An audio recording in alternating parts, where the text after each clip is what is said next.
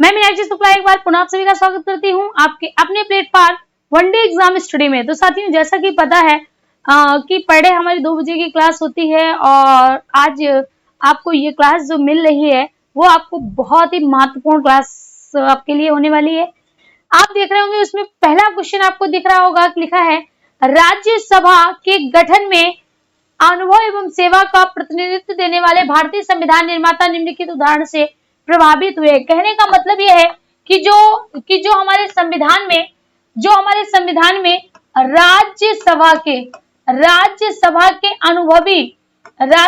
के अनुभवी लोगों की बात की गई। उसका मतलब यह है कि राज्यसभा में जो सदस्य मनोनीत किए जाते हैं, राज्यसभा में जो 12 सदस्य मनोनीत किए जाते हैं वो किस देश के संविधान से लिए गए हैं, ये आपको बताना है। आयरलैंड के संविधान से, कनाडा के संविधान से, यूएसए के संविधान से या ऑस्ट्रेलिया के संविधान से। तो साथियों, जो राज्यसभा के अनुभवी मतलब मनोनीत सदस्य हैं, उन सदस्यों की बात किस देश के संविधान से ली गई है, तो ये हमारे ली गई है, ये किस देश के संविधान से ली गई है, आयरलैंड के संविधान से ली गई है। साथियों, इसी को हम कह सकते हैं आयरिश संविधान से ली गई। किससे? आयरिश के संविधान से, आयरिश संविधान से ली गई है। इसके अलावा जो नीति निर्देशक तत्व हैं वो भी साथियों आयरलैंड के संविधान से लिए गए हैं। अगर आपसे पूछा जाए आयरलैंड के संविधान से क्या क्या लिया गया है, तो ये जो 12 सदस्यों का मनोनयन है ये लिया गया है। दूसरा साथियों, राष्ट्रपति का निर्वाचक मंडल लिया गया है। और तीसरी अगर हम बात करें तो जो हमारे नीति निर्देशक तत्व हैं, जो नीति निर्देशक तत्व है उनको भी इसी देश के संविधान से लिया गया है। तो यहाँ पर विकल्प आपका क्या होने वाला है, विकल्प आपका ए विकल्प राइट जाएगा, आयरलैंड गणतंत्र चला जाना है। चलिए आगे बढ़ते हैं। अगला क्वेश्चन फटाफट बताइएगा। कहता है शून्यकाल संसदीय व्यवस्था किस देश के संविधान से ली गई है। अब जैसे ही ये प्रश्न आया, जरा गौर से इस बात को समझिएगा। क्या लिखा है? शून्यकाल लिखा है। कभी भी अगर शून्यकाल पूछा जाए, भाई शून्य आप कैसे लिखते हो, शून्य आपसे आप ऐसे ही तो लिखते हो। अगर क्या लिखा है? काल, काल का मतलब क्या है? समय। काल का मतलब क्या है? समय। यानी ऐसा समय जब समय शून्य हो जाता है। तो समय शून्य कब होता है? कभी घड़ी की सुइयों को देखिएगा, 000 यानी घंटा भी 0, मिनट भी 0 और सेकंड भी 0। ऐसा कब होता है? ऐसा साथियों होता है ठीक 12 बजे। तो ठीक 12 बजे याद रखिएगा, 12 बजे का जो समय होता है वो आपका क्या कहलाता है? शून्य काल कहलाता है। और शून्य काल साथियों जो समय होता है, यानी जो शून्य काल का जो घंटा कहलाता है शून्य काल, है ना, वो किस समय को कहा, ये किस देश के संविधान से लिया गया है? भारत, अमेरिका, ब्रिटेन या स्विट्जरलैंड। तो आपको ये याद रखना है, ये साथियों भारत की देन है। जो हमारा शून्य घंटा है ना, वो किस देश की देन है? भारत की देन है। तो ए विकल्प आपका राइट चला जाएगा। साथियों, ये जो शून्य काल होता है वह संसद का दूसरा घंटा होता है। क्या होता है? संसद सत्र का दूसरा घंटा। संसद सत्र का दूसरा घंटा क्या कहलाता है? शून्य काल कहलाता है। और अगर पहला घंटा की बात करें, क्या पहला घंटा की बात करें, जो कि 11 से 12 का होता है, 11 से 12 का होता है, उसको हम क्या कहते हैं? प्रश्न काल कहते हैं। और ये संसद सत्र का पहला घंटा होता है। ठीक है, तो विकल्प आपका क्या जाना है? ए चला जाएगा। क्या जाएगा? ए चला जाएगा। अगला क्वेश्चन, सारी चीजें आप नोट करते रहिएगा। अगला प्रश्न कहता है भारतीय संविधान में अन्य संविधानों से कुछ विशेषताओं को लिया गया है, किस देश के राज्य से नीति निर्देशक तत्व के निर्माण में योगदान है? तो अभी बताया था साथियों, आयरलैंड या आयरिश के संविधान से 3 चीजें ली गई हैं। एक तो 12 सदस्यों का मनोनयन लिया गया है, दूसरा नीति निर्देशक तत्व लिए गए हैं। क्या लिए गए हैं? नीति निर्देशक तत्व लिए गए हैं। और साथियों तीसरा हमने क्या बताया? राष्ट्रपति का निर्वाचक मंडल। राष्ट्रपति का निर्वाचक मंडल की व्यवस्था भी इसी देश के संविधान से है। विकल्प आपका बी चला जाएगा। चलिए आगे बढ़ते हैं। अगला प्रश्न कहता है भारत में समवर्ती सूची की संकल्पना कहां से ली गई है? किसकी बात कर रहा है साथियों? बात कर रहा है समवर्ती सूची। तो कभी भी आपसे पूछा जाए, समवर्ती सूची पूछी जाए, केंद्र राज्य संबंध पूछा जाए, या साथियों शक्तियों का बंटवारा पूछा जाए, क्या पूछा जाए? शक्तियों का बंटवारा पूछा जाए, या साथियों इसके साथ ही साथ एक क्वेश्चन और पूछ दिया जाए, और वह प्रश्न है आपका प्रस्तावना की भाषा। क्या? प्रस्तावना की भाषा। तो साथियों इसका राइट विकल्प आप क्या ले जाओगे, राइट विकल्प आप क्या कहोगे, ऑस्ट्रेलिया से ली गई है। किस देश के संविधान से ली गई है, तो ऑस्ट्रेलिया के संविधान से ली गई है, याद रखिएगा। ठीक है, ये चारों पॉइंट याद रखिएगा। समवर्ती सूची, केंद्र राज्य संबंध, केंद्र राज्य संबंध, ठीक है, केंद्र राज्य संबंध या शक्तियां, शक्तियों का बंटवारा, प्रस्तावना की भाषा, या ऑस्ट्रेलिया के संविधान से ली गई। हाँ, एक प्रश्न और याद रखना, अगर पूछा जाए उद्देश्य प्रस्ताव, क्या पूछा जाए, उद्देश्य प्रस्ताव का विचार, उद्देश्य प्रस्ताव का जो विचार लिया गया था जेएल नेहरू द्वारा लिया गया था, किसके द्वारा, जेएल नेहरू के द्वारा लिया गया था, तो ये किस संविधान से लिया गया, तो ये यूएसए के संविधान से। विचार कहां से आया, यूएसए से आया, और जो प्रस्तावना की जो भाषा थी वो आपके किस देश के संविधान से आई थी, तो वह आपके ऑस्ट्रेलिया के संविधान से ली गई है। ठीक है, चलिए आगे बढ़ते हैं फटाफट। अगला प्रश्न कहता है लोकहित मुकदमे की संकल्पना कहां से प्रारंभ हुई थी, यूनाइटेड किंगडम यानी यूके जिसको कहते हैं, ऑस्ट्रेलिया से, यूनाइटेड स्टेट ऑफ अमेरिका से, कनाडा से। तो विकल्प आपका क्या जाएगा, सी चला जाएगा, यूनाइटेड स्टेट ऑफ अमेरिका हो जाएगा, जिसको हम यूएसए कहते हैं। ठीक है, अगर पूछा जाए यूएसए के संविधान से क्या क्या लिया गया है, तो याद रखिएगा साथियों, न्यायिक पुनरावलोकन, क्या, न्यायिक पुनरावलोकन, स्वतंत्र न्यायपालिका, क्या, स्वतंत्र न्यायपालिका, स्वतंत्र न्यायपालिका, और इसके साथ ही साथ मोस्ट इंपॉर्टेंट है आपके लिए मूल अधिकार, क्या, मूल अधिकार। ये सभी के सभी कहां से लिए गए हैं, यूनाइटेड स्टेट ऑफ अमेरिका से लिए गए हैं। विकल्प आपका क्या जाना है, सी चला जाएगा। और हाँ, अभी आप बताया था उद्देश्य प्रस्ताव का विचार, क्या बताया था, उद्देश्य प्रस्ताव का विचार, उद्देश्य प्रस्ताव का विचार। ठीक है, चलिए आगे बढ़ते हैं, अगला क्वेश्चन देखते हैं। अगला क्वेश्चन क्या कहता है, अगला क्वेश्चन कहता है आभासी फल क्या है, तो देखिएगा ध्यान से, जिन फलों का विकास, जिन फलों का विकास बीज के अतिरिक्त यानी हम कह सकते हैं जिन फलों का विकास हमारे जो फूल है, फूल के अन्य भाग से हो, फूल के अन्य भाग से हो, वह क्या कहलाते हैं, वह हमारे आभासी फल कहलाते हैं। क्या कहलाते हैं, आभासी फल कहलाते हैं, या झूठे फल कहलाते हैं, झूठे फल कहलाते हैं, झूठे नहीं झूठे फल, है ना। तो यहाँ पर ऐसा अगर कभी भी पूछा जाए तो याद रखिएगा कौन सा फल ऐसा है जो आभासी फल या झूठा फल कहलाता है, तो वह है आपका सेव। सेव का हम कौन सा भाग खाते हैं, कभी आपसे पूछा जाए तो याद रखिए पुष्पक्रम खाते हैं, क्या खाते हैं, पुष्पासन खाते हैं, क्या खाते हैं इसका, हम पुष्पासन खाते हैं ना, पुष्प वाला भाग खाते हैं इसका सेव का, तो सेव क्या है, पुष्पासन है। और साथियों याद रखिएगा नाशपाती, नाशपाती ये भी क्या है, ये भी हमारा आवासी फल है। तो यहाँ पर विकल्प आपका क्या जाना है, ए चला जाएगा, सेव हो जाएगा, सेव हो जाना है। चलिए आगे बढ़ते हैं, अगला क्वेश्चन। अगला क्वेश्चन आपसे कहता है टमाटर क्या है। सभी ने टमाटर देखा होगा ना, रेड टमाटर होता है ना, खाने में बहुत ही अच्छा लगता है, रेड कलर का होता है। तो जब आप टमाटर खाते हो, टमाटर के अंदर क्या होते हैं, बीज होते हैं। तो ऐसे फल जिनके अंदर बीज हो, वो क्या कहलाते हैं, फल कहलाते हैं। जिनके अंदर बीज हो वो क्या कहलाते हैं, फल कहलाते हैं। बी विकल्प आपका राइट हो जाएगा, बी विकल्प आपका राइट हो जाना है। चलिए आगे बढ़ते हैं, अगला कहता है पुष्पी पादपों के बीज किससे निर्मित होते हैं। पुष्पी पादप यानी ऐसे पौधे जिनमें पुष्प है, क्या कहेंगे, ऐसे पादप यानी ऐसे पौधे जिनमें पुष्प पाए जाते हैं। क्या होते हैं, जिनमें पुष्प होते हैं, ऐसे पौधे यानी पादप जिनमें पुष्प होते हैं, कहते हैं ऐसे पादप जो, नहीं गलत है, ऐसे पादप, पुष्पी पादप के बीज किससे निर्मित होते हैं, पुष्पी पादप के बीज, यहाँ पर हम क्या कहेंगे, पुष्पी पादप के बीज। क्या कहता है, पुष्पी पादप के बीज किससे निर्मित होते हैं, तो बीज हमेशा किससे निर्मित होंगे, जो वास्तविक है।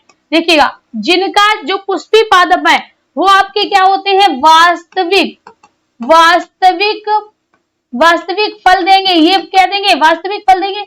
और इनका जो बीज होता है वो किससे निर्मित होता है, बीज पत्र से निर्मित होता है। विकल्प आपका क्या जाना है, विकल्प साथियों आपका सी चला जाएगा, विकल्प क्या जाएगा, सी चला जाएगा। अगला क्वेश्चन कहता है निषेचन के बिना अंडे से बना, निषेचन के बिना अंडे से भ्रूण का बनना क्या कहलाता है? क्या कहता है? यहाँ पर आपसे कहता है निषेचन के बिना, यानी निषेचन के बिना, निषेचन नहीं हुआ, निषेचन क्या कहलाता है? याद रखिएगा, पराग कण का, कहां पर? पराग कण का वर्तिकाग्र पर आना, कहां पर आना? वर्तिकाग्र पर आना क्या कहलाता है? निषेचन कहलाता है। तो यानी पराग कण वर्तिकाग्र पर नहीं आया, तभी तो कहा गया निषेचन के बिना।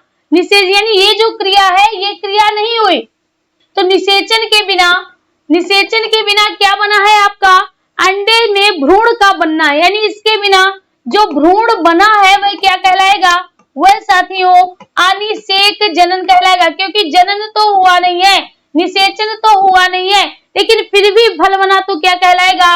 अनिषेक जनन कहलाएगा। क्या कहलाएगा? अनिषेक जनन कहलाएगा। ठीक है, अनिषेक जनन कहलाएगा। निषेचन के बिना अंडे से भ्रूण का बनना क्या कहलाता है? अनिषेक जनन कहलाता है। चलिए आगे बढ़ते हैं। अगला प्रश्न फटाफट बताइएगा, कहता है टमाटर का लाल रंग किसके कारण होता है? टमाटर का लाल रंग किसके कारण होता है आपको बताना है। एंथ्रोसायनिन, लाइकोपेन, कैरिकोजेंथिन और कैरोटीन। कैरोटीन के कारण जो पीला रंग होता है, ठीक है, पपीते का रंग पीला, जो पपीता पीला होता है वो किसके कारण होता है?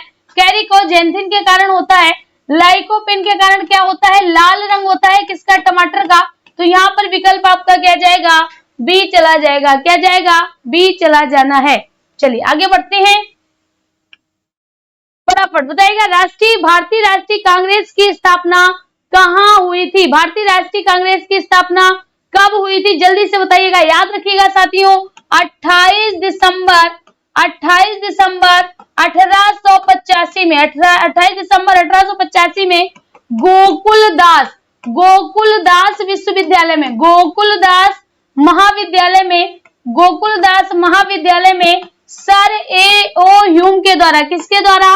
सर ए ओ ह्यूम के द्वारा। सर ए ओ ह्यूम कौन थे? ये साथियों निदेशक, ये क्या थे? ये साथियों निदेशक थे, हम कह सकते हैं इन्हीं के द्वारा स्थापना की गई, इसीलिए ये महासचिव और संस्थापक दोनों कहलाए। क्या कहलाए?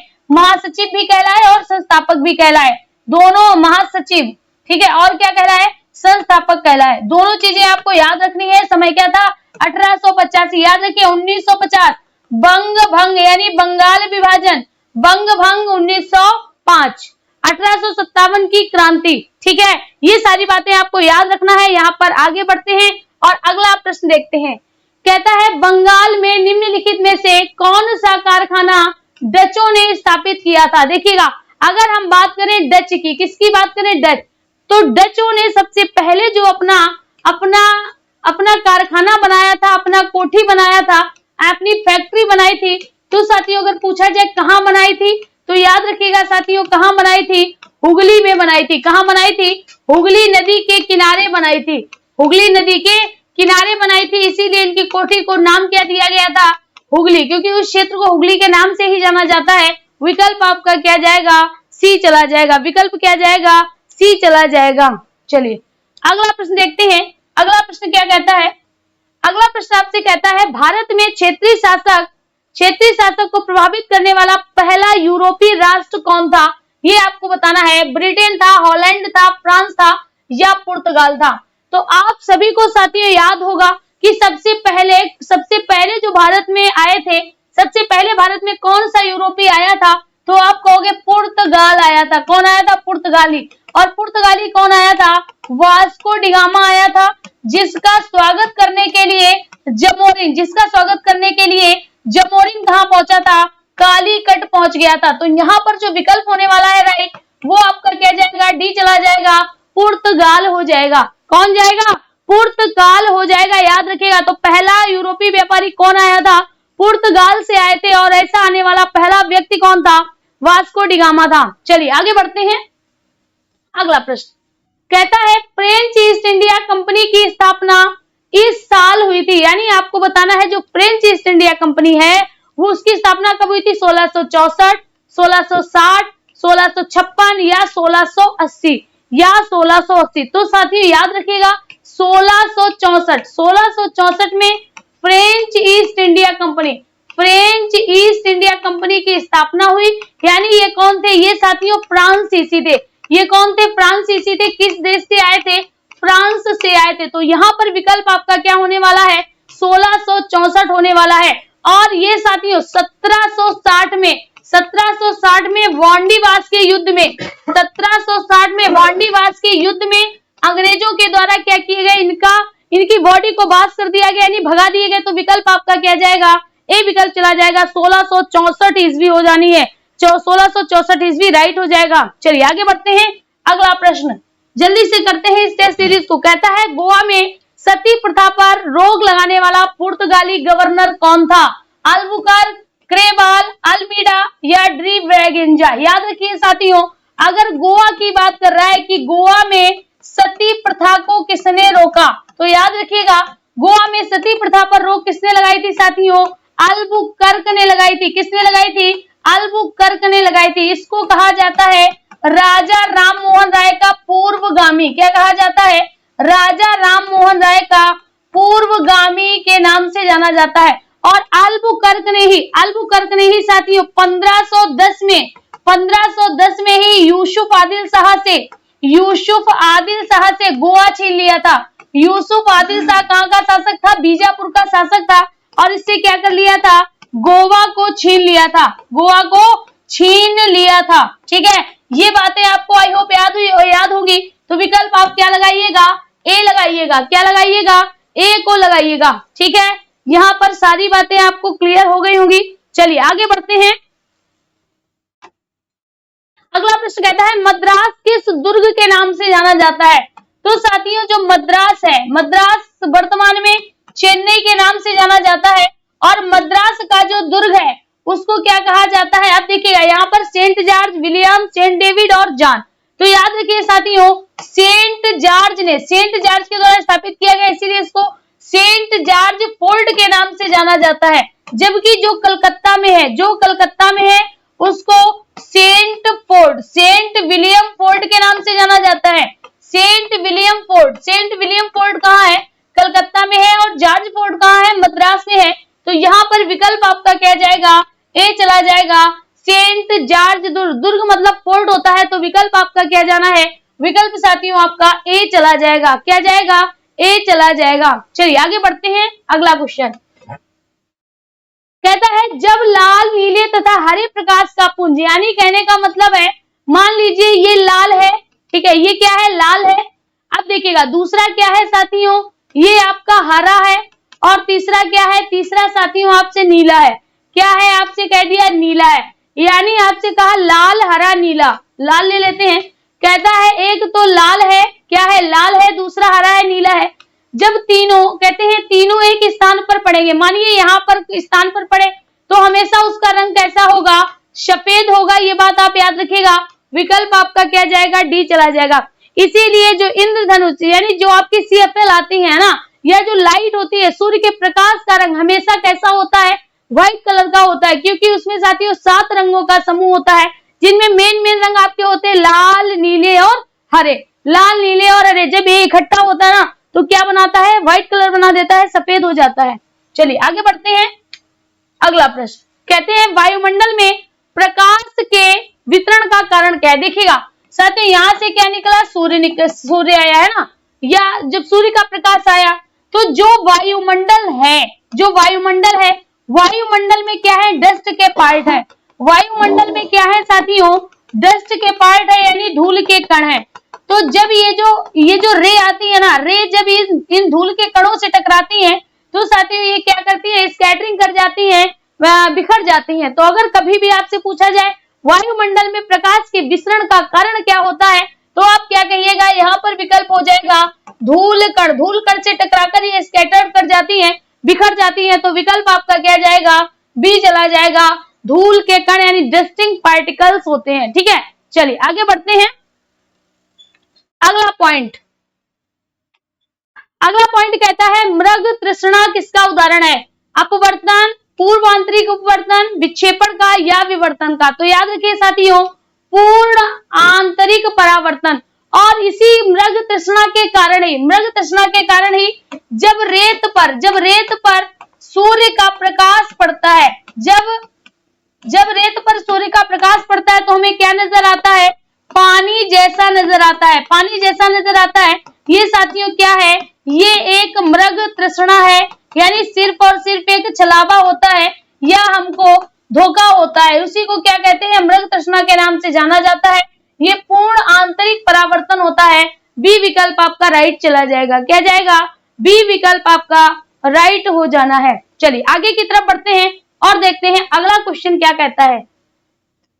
अगला प्रश्न कहता है, जब किसी दर्पण को थीटा कोण से घूर्णित किया जाए, घूर्णित मतलब घुमाया जाए, कहने का मतलब है मान लीजिए यहाँ पर कोई वस्तु रखी थी, अब हमने क्या किया, ये इस तरह से रखी थी, हमने क्या किया, इसको घुमा दिया और इसको घुमाकर हमने कैसा रख दिया, उसको इस तरह से रख दिया।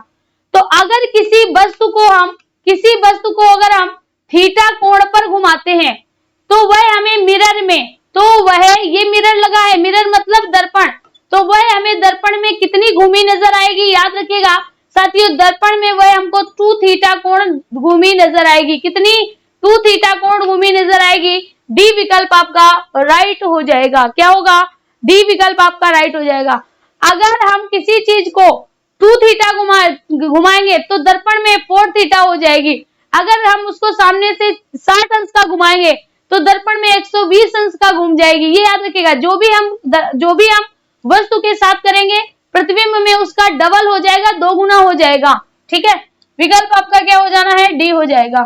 चलिए आगे बढ़ते हैं। अगला प्रश्न कहता है, भारत तथा एशिया की एकमात्र अधोभौमिक, अधो मतलब इस प्रश्न को भी कराया, अधो मतलब नीचे, भौमिक मतलब होता है भूमि, तो कहता है भूमि के नीचे क्या है? संचय जल विद्युत परियोजना। भूमि के नीचे जल विद्युत परियोजना। तो याद रखिएगा साथियों, इसका मतलब क्या है? इसका मतलब है कि जो भूमि के नीचे है कहीं ना कहीं कुछ ऐसे तत्व दबे हैं। कौन कौन से? एक तो या तो यूरेनियम दबा होगा या तो थोरियम दबा होगा, जिसके कारण पृथ्वी क्या होती है साथियों? पृथ्वी गर्म रहती है, पृथ्वी गर्म रहती है और उसी गर्माहट से क्या किया जाता है? विद्युत का निर्माण किया जाता है। किसका निर्माण किया जाता है? विद्युत का निर्माण किया जाता है। और साथियों ये हमारे भारत में अभी तक पहली योजना कौन सी थी? यानी पहला स्थान कौन सा था? मणिकर्णिका था। क्या था? मणिकर्ण था, जो कि कहाँ का था? हिमाचल का था। कहाँ का था? हिमाचल का सबसे पहले। दूसरी साथियों कहाँ बनी है? खम्मम में बनी है। खम्मम कहाँ है आपका? आंध्र प्रदेश में है। कहाँ है? आंध्र प्रदेश में। तीसरा छत्तीसगढ़ में है तातापानी, छत्तीसगढ़ में है तातापानी। तो यहाँ पर विकल्प आपका क्या जाएगा? बी चला जाएगा, हिमाचल हो जाना है। क्या हो जाना है? हिमाचल जाएगा। अगला कहता है, भारत की पहली लहर परियोजना निम्न में से किस स्थान पर स्थापित की गई है? कांडला, बिंझिंगम, कारवार या धारवाड़। तो साथियों अगर लहर की बात हो रही है, किसकी? लहर से बनने वाली बिजली, लहर से बनने वाली ऊर्जा का संस्थान कहाँ स्थापित किया गया है? तो याद रखिए साथियों, केरल के बिंझिंगम में। कहां पर? केरल के बिंझिंगम में। ठीक है, अगर आपसे पूछा जाए सबसे बड़ी ज्वारी की अगर हम बात करें तो कहां पर है साथियों? भावनगर गुजरात। कहां पर है? भावनगर गुजरात। अगर सबसे बड़ी पवन ऊर्जा की बात करें तो मांडवी कहाँ है? मांडवी साथियों आपकी गुजरात में, ये भी गुजरात में। तो यहाँ पर विकल्प क्या होने वाला है? बिंझिंगम चला जाएगा, केरल हो जाएगा। बिंझिंगम चला जाएगा, केरल हो जाना है। ठीक है, चलिए आगे बढ़ते हैं। अगला प्रश्न कहता है, किसने सबसे पहले पृथ्वी की परिधि को नापा? क्या कहते हैं? किसने सबसे पहले पृथ्वी की परिधि, यानी साथियों ये जो पृथ्वी है ना, पृथ्वी हमारी गोलाकार है और ये इसका जो चारों ओर है ना, ये इसकी क्या है? ये इसकी परिधि होती है। ये क्या होती है? ये इसकी परिधि होती है। और परिधि को नापने वाला सबसे पहला व्यक्ति कौन था? इरेटोस्थनीज था। कौन था? इरेटोस्थनीज था। विकल्प आपका क्या जाएगा? डी विकल्प आपका राइट हो जाएगा। क्या होगा? डी विकल्प साथियों आपका राइट हो जाना है। अगला प्रश्न कहता है, सौर मंडल के 4 सबसे विशाल ग्रहों के घटते क्रम में जमाएं, यानी घटते क्रम में आपको शिफ्ट करना है। तो अगर कभी भी आपको 4 बड़े ग्रह पूछे जाए, देखिएगा हम पहले सारे ग्रह बना लेते हैं। ये आपका क्या है? ये आपका सूर्य है। याद रखिएगा, इस तरह से हम सूर्य को बना लेते हैं। फिर यहाँ पर इस तरह से 4 ये हैं, फिर यहाँ पे आपके क्षुद्र ग्रह हैं, छोटे छोटे ग्रह, फिर 1 2 3 4, ठीक है। पहले आपका क्या है, बुध है, फिर आपका क्या है, शुक्र है, फिर आपका क्या है, पृथ्वी है, फिर आपका क्या है, मंगल है, ठीक है। ये आपके क्या है, क्षुद्र ग्रह, क्या है, क्षुद्र ग्रह है, ठीक है। फिर इसके बाद क्या आता है साथियों, ये है आपका बृहस्पति, क्या है, बृहस्पति है, ये आपका शनि है, ये अरुण है, और ये क्या है, वरुण है। अगर कभी भी ये साथियों ऐसे क्रम से लगे हैं, कभी भी अगर आपको आकार के अनुसार पूछे जाएं तो इनको इसी क्रम में जमा दें, यानी सबसे बड़ा बृहस्पति, फिर शनि, फिर अरुण, फिर वरुण। चलिए जमाते हैं। तो सबसे बड़ा कौन सा है, बृहस्पति है, फिर बुध, ये तो होना नहीं है, बृहस्पति है, शनि है, यूरेनस है, नेपच्यून है, UN, ठीक है, बिल्कुल सही। विकल्प आपका बी चला जाएगा। देखिएगा, अरुण को क्या कहते हैं, यूरेनस कहते हैं, यूरेनस कहते हैं, और वरुण को क्या कहते हैं, नेपच्यून कहते हैं, क्या कहते हैं, नेपच्यून कहते हैं। शनि को सैटर्न कहते हैं, ठीक है। चलिए आगे बढ़ते हैं। ये बात आपको समझ में आ गई होगी, आई होप इतनी बात आपको समझ आ चुकी होगी। अगला प्रश्न देखते हैं। कहता है निम्नलिखित में से कौन सा कारण चट्टानों के रूपांतरण के लिए उत्तरदायी नहीं है। यानी कहता है चट्टानों का जो रूप बदल जाता है, चट्टानों का रूप बदलने के लिए उत्तरदायी क्या क्या है, तो मुख्य रूप से साथियों ताप और दाब है, मुख्य रूप से ताप और दाब है, ठीक है। तो ताप तो है, दाब भी है। तीसरा साथियों क्या है, अपर्दन है, अपर्दन मतलब क्या है, कटाव है, अपर्दन क्या है, कटाव है। बचा क्या, घुलन, तो यहाँ पर विकल्प क्या जाएगा आपका, डी चला जाएगा। घुलन इज द राइट विकल्प, या डी इज द राइट विकल्प, ठीक है। क्वेश्चन आपको नए मिले होंगे आज की भी सीरीज में, ये 100% हमारा प्रॉमिस है आपसे। अगला कहता है पाराद्वीप बंदरगाह, क्या कहता है, पाराद्वीप बंदरगाह। देखिएगा, पाराद्वीप जो बंदरगाह है साथियों कहां पर है, उड़ीसा में है, कहां पर है, उड़ीसा में है। इसका विकास किया गया, इसका विकास किया गया, क्यों किया गया था, याद रखिएगा। कलकत्ता बंदरगाह, जो कलकत्ता में बंदरगाह है ना, कौन सा है, हल्दिया बंदरगाह और कोलकाता बंदरगाह। हल्दिया कोलकाता बंदरगाह कहां पर है, तो वह आपके पश्चिम बंगाल में है, ठीक है। दूसरा साथियों आंध्र प्रदेश में, आंध्र प्रदेश में कौन सा है, जल्दी से बताइएगा, आंध्र प्रदेश में कौन सा है, विशाखापट्टनम। इन दोनों का भार कम करने के लिए पाराद्वीप का क्या किया गया, विकास किया गया है।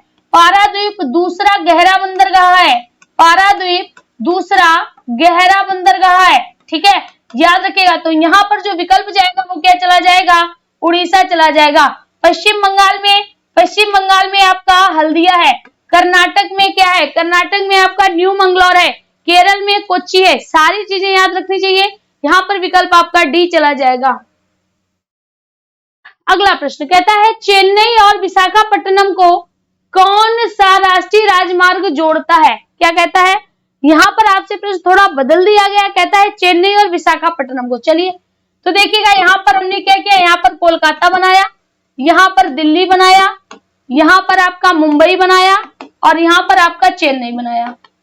अब ध्यान से सुनिएगा, यहां से यहां तक लेकर NH2, ठीक है। अब देखिएगा, यहां से आगरा है, यहाँ पर क्या है, आगरा है, ठीक है। आगरा से लेकर इसको मिला दीजिएगा NH3, यहां से यहां इसको मिलाइएगा NH4, ठीक है। अब यहां से यहां इसको जब मिलाओगे ना तो ये क्या है, NH5 है, क्या है, NH5 है, ठीक है। तो यहाँ पर देखिए साथियों, यहाँ पर क्या है, चेन्नई है, और यहाँ पर क्या है आपका विशाखापट्टनम है, क्या है, विशाखापट्टनम है, ठीक है।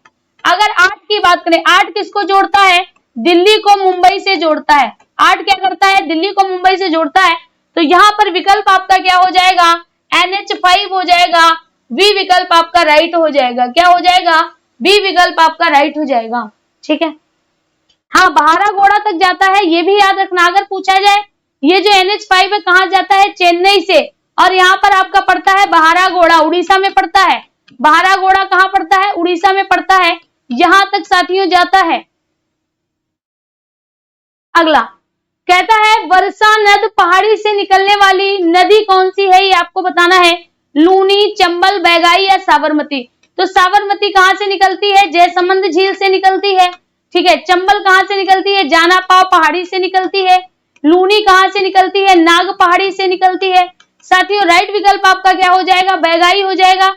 जो बरसानत पहाड़ी से निकलती है। और याद रखिएगा साथियों, डिंडीगुल, क्या डिंडीगुल और मदुरई, डिंडीगुल और मदुरई इसी के तट पर है। डिंडीगुल और मदुरई, डिंडीगुल और मदुरई इसी के तट पर है, इसी के तट पर बसे हुए हैं। किसके? बैगाई। ये साथियों मुख्य रूप से कहाँ की नदी है? तमिलनाडु में बहने वाली नदी है, तमिलनाडु में बहने वाली नदी है। ये विकल्प आप याद रखिएगा, विकल्प आपका क्या चला जाएगा? सी चला जाएगा। अगला कहता है हुंडरू जलप्रपात निर्मित है। भैया किसकी बात कर रहा है? हुंडरू। इंद्रावती, कावेरी, स्वर्ण रेखा या इनमें से कोई नहीं। तो देखिएगा साथियों, इंद्रावती पर है आपका चित्रकूट जलप्रपात। क्या है? चित्रकूट जलप्रपात। ठीक है, कहां पर है? वह आपका इंद्रावती नदी पर है। कावेरी पर शिव समुद्रम। क्या है? शिव समुद्रम है। और स्टैनली जलप्रपात। क्या है? स्टैनली जलप्रपात। ठीक है, फिर साथियों स्वर्ण रेखा, स्वर्ण रेखा नदी पर क्या बना हुआ है? हुंडरू जलप्रपात है। क्या है? हुंडरू जलप्रपात है। तो विकल्प आप किसको लगाइएगा? विकल्प आप किसको दीजिएगा? फटाफट बताइएगा। विकल्प आप क्या लगाएंगे ये आपको बताना है, विकल्प आप क्या देंगे ये आपको बताना है। बहुत बढ़िया, मोस्टली साथियों के आंसर आ रहे हैं स्वर्ण रेखा नदी। ठीक है, सही है, यही विकल्प आपका राइट चला जाएगा। चलिए आगे बढ़ते हैं, अगला क्वेश्चन देखते हैं। कहता है लेटेराइट मिट्टी में निम्नलिखित में कौन संबंधित है? अब देखिएगा यहाँ पर हमने क्या लिखा? लेटेराइट। लेटेराइट मिट्टी का रंग कैसा होता है? लाल ईंट सा होता है। कैसा होता है? लाल ईंट सा होता है। ठीक है, और ये साथियों कैसी है? अपक्षालित मृदा है। कैसी है? अपक्षालित मृदा है। यानी इसमें क्या होता है? इसमें कह सकते हैं हम हमारे उपयोगी तत्व जो होते हैं, ह्यूमरस की मात्रा नहीं उपलब्ध होती है। तो लेटेराइट मिट्टी में साथियों क्या होती है? बागानी खेती होती है। क्या होती है?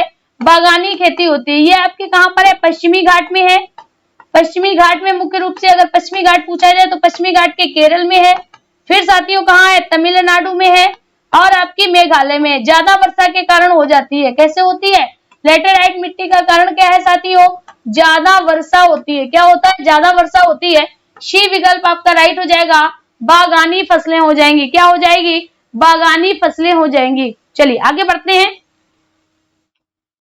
अगला प्रश्न कहता है निम्नलिखित में से किस से होकर कर्क, विषुवत एवं मकर तीनों रेखाएं गुजरती हैं? तो देखिएगा साथियों एशिया, एशिया से मकर नहीं गुजरती, एशिया से मकर नहीं गुजरती है। अफ्रीका से कर्क भी गुजरेगी, विषुवत भी गुजरेगी और साथियों मकर भी गुजरेगी। उत्तर अमेरिका से सिर्फ और सिर्फ कर्क रेखा गुजरती है। दक्षिण अमेरिका से मकर गुजरती है और विषुवत गुजरती है। तो इसको हम क्या कहते हैं? डी पे हम बी पे टिक लगाइएगा। अफ्रीका से तीनों रेखाएं गुजरती हैं और इसको क्या कहते हैं? अंध महाद्वीप कहते हैं। इसी को मानव की जन्मस्थली कहा जाता है, मानव की जन्मभूमि कहा जाता है। मानव की जन्मभूमि किस महाद्वीप को कहते हैं? तो अफ्रीका महाद्वीप को कहते हैं। जबकि सभ्यताओं का पालना किसको कहते हैं? वह हमारी एशिया महाद्वीप को कहते हैं। तो यहाँ पर विकल्प क्या जाएगा? बी चला जाएगा। अगला प्रश्न कहता है कौन सा जलाशय अंडमान और निकोबार द्वीप समूह को अलग करता है? 10 डिग्री, 11 डिग्री, अंडमान समुद्र, बंगाल की खाड़ी।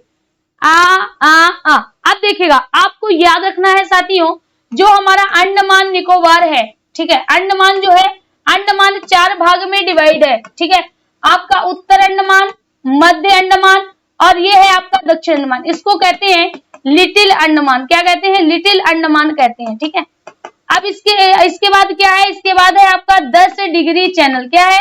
10 डिग्री चैनल है। और इसके बाद आपका निकोबार शुरू होता है। क्या शुरू होता है? निकोबार शुरू होता है। और सबसे पहला जो है वो क्या है? कार निकोबार है। तो हमेशा याद रखना 10 डिग्री चैनल किसके किसके बीच में है? अंडमान और निकोबार के बीच में तो है ही, लेकिन साथ ही साथ याद रखना लिटिल अंडमान और कार निकोबार, लिटिल अंडमान और कार निकोबार। विकल्प क्या जाएगा? ए चला जाएगा। 9 डिग्री चैनल, लक्षद्वीप और मिनिकॉय द्वीप 9 डिग्री बता रहे हैं। 8 डिग्री की बात करें तो मिनिकॉय और मालद्वीप। ठीक है, चलिए आगे बढ़ते हैं। अगला क्वेश्चन कहा गया, कहता है निम्नलिखित में से किस राज्य में तांबा का सबसे अधिक भंडार है? बिहार, झारखंड, कर्नाटक, राजस्थान। तो साथियों राजस्थान, याद रखिएगा राजस्थान के झुंझुनू में खेतड़ी खेतड़ी सिंघाना, है ना। खेतड़ी सिंघाना साथियों क्या है, ये तांबे की खान है और ऐसा माना जाता है कि ये 30 वर्ष तक इसके पास इतना भंडार है कि ये 30 वर्ष तक देश को अकेले तांबा उपलब्ध करा सकती है। इसके पास साथियों इतना भंडार है कि ये 30 साल तक देश को अकेले ही तांबा भंडार उपलब्ध करा सकती है। और ये साथियों सैंधव काल से, आज से नहीं, सैंधव काल से यहाँ पर भंडार पाए जाते हैं। तो विकल्प आपका क्या जाएगा, विकल्प आपका डी चला जाना है। विकल्प क्या जाएगा, विकल्प आपका डी चला जाएगा। ठीक है, चलिए आगे बढ़ते हैं। अगला कहता है निम्नलिखित में से कौन धातु खनिज नहीं है। आपको बताना है कि कौन सी धातु है, धातु खनिज नहीं है, ये बताना है कि इनमें से कौन सी धातु खनिज नहीं है। तो देखिएगा हीमेटाइट, ये तो लोहा का अयस्क है और लोहा क्या है, लोहा तो हमारा खनिज है ही। बाक्साइट भी साथियों हमारा खनिज है, बाक्साइट क्या है, खनिज है। अब लियोनाइट, ये भी क्या है, ये लोहो का अयस्क है तो ये भी खनिज है। क्या नहीं है, जिप्सम नहीं है। क्या है, जिप्सम नहीं है। जिप्सम साथियों क्या होता है, ये एक हम कह सकते हैं ये चूने का सल्फाइड होता है, चूने का सल्फाइड होता है। प्लास्टर ऑफ पेरिस में इसकी कुछ मात्रा, प्लास्टर ऑफ पेरिस का नाम सुना है ना, तो प्लास्टर ऑफ पेरिस में जिप्सम ही होता है, प्लास्टर ऑफ पेरिस में जिप्सम ही होता है। दूसरी याद रखिएगा, जब हमारे खेत साथियों कैसे हो जाते हैं, क्षारीय हो जाते हैं, तो क्षारीय मृदा के सुधार के लिए क्या करते हैं, खेत में साथियों जिप्सम को डालते हैं। क्या डालते हैं, जिप्सम को डालते हैं। तो यहाँ पर विकल्प आपका क्या जाएगा, सी चला जाएगा। क्या जाएगा, सी चला जाएगा। ठीक है, चलिए आगे बढ़ते हैं। अगला प्रश्न कहता है सारण सिंचाई नहर किससे निकाली गई है। सारण सिंचाई नहर किससे निकाली गई है, ये आपको बताना है, ये आपको बताना है। ठीक है, जल्दी से बताइएगा।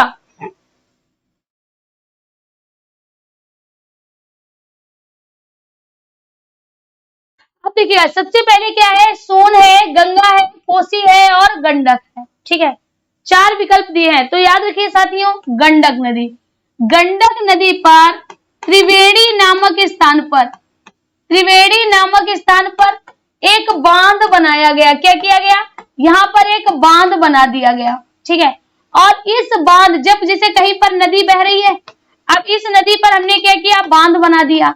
तो जब इस पर बांध बनेगा तो इसके पीछे वाले भाग में क्या होगा, जल भर जाएगा। ठीक है, तो इसके पूरब से भी एक नहर निकाली गई है, एक नहर पूर्वी छोर से निकाली गई है, जिसको क्या कहा गया, जिसको साथियों तिरहुत नहर कहा गया। क्या कहा गया, तिरहुत नहर कहा गया। और इसके पश्चिमी छोर से भी एक नहर निकाल दी गई, इसको क्या कहते हैं, इसको साथियों कहा गया है सारण नहर। क्या कहा गया, सारण नहर। तो पश्चिमी छोर से सारण नहर निकली है और पूर्वी छोर से आपकी तिरहुत नहर निकली है। तो विकल्प आपका क्या हो जाएगा, गंडक हो जाना है। क्या हो जाना है, गंडक हो जाएगा। ठीक है, ये बातें आप याद रखिएगा, तिरहुत नहर और आपकी सारण नहर दोनों किससे निकली है, गंडक से निकली है। अगला कहता है तीस्ता जल विद्युत परियोजना किस राज्य में स्थित है। किसकी बात कर रहा है, तीस्ता। कल याद कीजिएगा, कल हमने आपको तीस्ता के विषय में बताया था कि जो तीस्ता है, तीस्ता नदी कहाँ की है, सिक्किम की है, बताया था ना। और ये किससे निकलती है, वहां पर हमने आपको दिखाया था सिक्किम में ही साथियों क्या है, चोलामू झील है और आपका जेमू ग्लेशियर है। क्या है, जेमू ग्लेशियर। तो वहीं से ये नदी निकलती है। तो याद रखिएगा साथियों, तीस्ता जल विद्युत परियोजना कहाँ की है, सिक्किम की है। तीस्ता जल विद्युत परियोजना कहाँ की है, सिक्किम की है। ठीक है, चलिए आगे बढ़ते हैं। अगला पॉइंट कहता है विश्व प्रवासी पक्षी दिवस कब मनाया जाता है। विश्व प्रवासी पक्षी दिवस कब मनाया जाता है, ये आपको बताना है, ये आपको बताना है। तो देखिएगा साथियों, इस वर्ष 6 अक्टूबर, 8 अक्टूबर, 7 अक्टूबर। साथियों याद रखना, इसका कोई दिन निश्चित नहीं है, कोई दिवस यानी कोई तिथि निश्चित नहीं है। ऐसे करिए, कोई तिथि निश्चित नहीं है, कोई तिथि निश्चित नहीं है। इस बार मनाया गया था, इस बार कब मनाया गया था, 8 अक्टूबर को मनाया गया था। कब मनाया गया, 8 अक्टूबर को मनाया गया था। याद रखिए साथियों, मई और अक्टूबर, मई और अक्टूबर के सेकेंड सैटरडे, मई और अक्टूबर के सेकेंड यानी दूसरे शनिवार को ये मनाया जाता है। क्या मनाया जाता है? तो विश्व प्रवासी पक्षी दिवस। विश्व प्रवासी मतलब बाहर से आए हुए पक्षियों का ये दिवस मनाया जाता है। तो अगर आपसे पूछा जाए विश्व प्रवासी पक्षी दिवस कब मनाया जाता है, तो आप याद रखिएगा ये मई महीने में भी मनाया जाएगा और अक्टूबर महीने में भी मनाया जाएगा। कब मनाया जाएगा? जो उस महीने का दूसरा शनिवार होगा, जो उस महीने का दूसरा शनिवार होगा। तो इस बार साथियों ये 8 अक्टूबर को मनाया गया। विकल्प आपका क्या जाएगा? बी विकल्प आपका राइट हो जाएगा। बी विकल्प आपका राइट हो जाएगा। क्लियर? चलिए आगे बढ़ते हैं। अगला क्वेश्चन कहता है हाल ही में भारत और किस देश के बीच व्हाइट शिपिंग इंफॉर्मेशन एक्सचेंज समझौता हुआ है? तो साथियों याद रखिएगा न्यूजीलैंड। क्या हमने कहा? हमने आपसे कहा न्यूजीलैंड और भारत के बीच में ये समझौता हुआ है और यहाँ के नौसैनिक यानी किसके द्वारा हुआ है? नौसैनिक या हम कह सकते हैं जो हमारी जल सेना होती है उसके बीच में साथियों ये समझौता हुआ है। ठीक है, और इसका कारण क्या था? इसका कारण है समुद्री क्षेत्र को बढ़ावा देने के लिए समझौता। ये जो समझौता हुआ है वो समुद्री पारदर्शिता को बनाए रखने के लिए, क्या कहेंगे? समुद्री पारदर्शिता को बनाए रखने के लिए, समुद्री पारदर्शिता को बनाए रखने के लिए साथियों ये समझौता किया गया है। बनाए रखने के लिए ये समझौता किया गया। तो यहाँ पर जो विकल्प राइट होने वाला है वो क्या हो जाएगा? न्यूजीलैंड हो जाना है। ठीक है, न्यूजीलैंड हो जाएगा। चलिए आगे बढ़ते हैं। अगला क्वेश्चन कहता है हाल ही में वायु प्रदूषण को नियंत्रित करने के लिए किस राज्य ने एंटी डस्ट अभियान शुरू किया है? महाराष्ट्र ने, हरियाणा ने, दिल्ली ने या हिमाचल प्रदेश ने? तो राइट विकल्प क्या जाएगा? दिल्ली ने किया है। किसने किया है? दिल्ली ने किया है। देखिएगा होता क्या है साथियों, सर्दी का मौसम आने वाला है और सर्दी के मौसम में यहाँ पर स्मोग की हालत हो जाती है। कहने का मतलब स्मोक मतलब क्या होता है? धुआं हो जाता है और फाग का अर्थ होता है धुंध। यानी यहाँ पर साथियों चारों ओर धुएं के रूप में धुंध छाई रहती है, जिस कारण हो सकता है कई दिनों तक सूर्य का प्रकाश पृथ्वी तक नहीं पहुंच पाता है, जो कि साथियों बहुत ज्यादा प्रभावित करता है। इसीलिए साथियों दिल्ली के पर्यावरण मंत्री कौन है? गोपाल दास हैं। तो याद रखिएगा साथियों पर्यावरण मंत्री दिल्ली के गोपाल दास के द्वारा ये स्टार्ट करा गया है। इसको क्या कहते हैं? एंटी डस्ट अभियान। क्या? एंटी डस्ट अभियान। तो याद रखिएगा अगर पूछा जाए एंटी डस्ट अभियान कहाँ शुरू किया गया है? दिल्ली में किया गया है। किसके द्वारा शुरू किया गया है?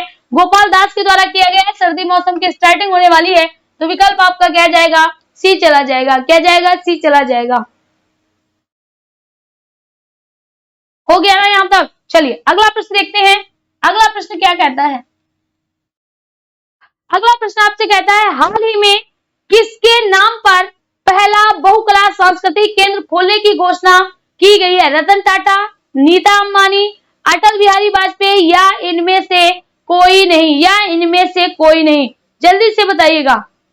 अब देखिएगा ध्यान दीजिएगा साथियों किसके नाम पर घोषणा की गई है? तो नीता अंबानी के नाम पर खोलने की घोषणा की गई है। साथियों देखिएगा ईशा अंबानी कौन है? नीता अंबानी की बेटी है। कौन है? नीता अंबानी की बेटी है। नीता अंबानी की बेटी। तो इन्होंने क्या किया? इन्होंने साथियों नीता अंबानी के नाम पर प्रथम सांस्कृतिक केंद्र खोलने की बात की है। प्रथम बहुसांस्कृतिक केंद्र खोलने की घोषणा की है। ठीक है, ये साथियों कहां पर खुलेगा? तो मुंबई के बांद्रा कुला में साथियों ये खोला जाएगा। ये बात आप याद रखिएगा। तो यहाँ पर विकल्प आपका क्या होगा? वी विकल्प आपका राइट हो जाएगा। वी विकल्प आपका राइट हो जाएगा। तो साथियों आशा ही नहीं बल्कि हमें पूरा विश्वास भी है कि आज की क्लास आपको बेहतर लगी होगी। तो चलिए मिलते हैं कल आपसे फिर से एक नई क्लास के साथ, और आज की क्लास के लिए हमें दीजिए इजाजत। कैसी क्लास लगी ये कमेंट बॉक्स में आप हमें जरूर बताइएगा। धन्यवाद।